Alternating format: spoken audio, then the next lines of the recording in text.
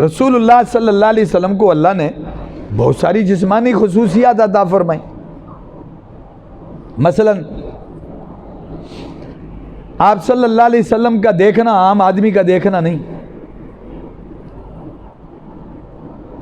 آپ کا بولنا عام آدمی کا بولنا نہیں، آپ کا سونا عام آدمی کا سونا نہیں. آپ نے خود فرمایا میں سوتا ہوں میرا دل نہیں سوتا. آپ صلی اللہ علیہ وسلم کا حسن و جمال لوگوں جیسا نہیں ہے، غیر معمولی حسن اللہ نے عطا فرمایا، غیر معمولی جسمانی خصوصیات عطا فرمائی. آپ کے پسینے سے خوشبو آتی ہے، یہ شان کسی اور کو تو نہیں. آپ کا لعاب پاک ہے، اس میں برکت ہے، یہ شان کسی اور کی تو نہیں.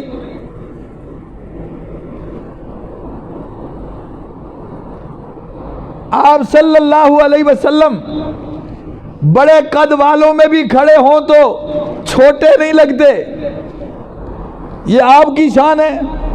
صحابہ کہتے ہیں آپ کے سامنے کے دانت احد میں ٹوٹ گئے، کسی کے سامنے کے دانت ٹوٹے عیب لگتا ہے، صحابہ کہتے ہیں آپ کے ٹوٹنے کے بعد پہلے سے بھی زیادہ خوبصورت ہو گئے.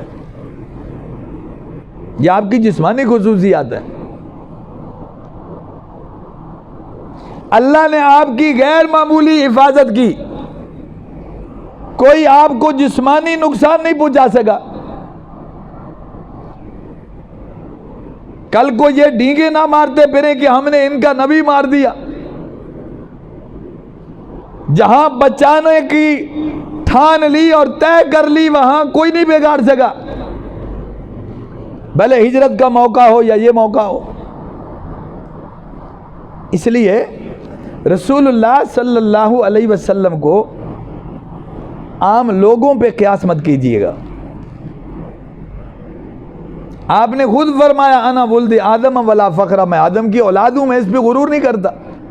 جب آپ کا خاندان ہے، کنبہ قبیلہ ہے، آل اولاد ہے، رشتہ داری ہے، والدین ہیں، ماں باپ ہیں، آبا و اجداد ہیں، آپ انسان ہیں، آدم کی لڑی میں انسان ہیں.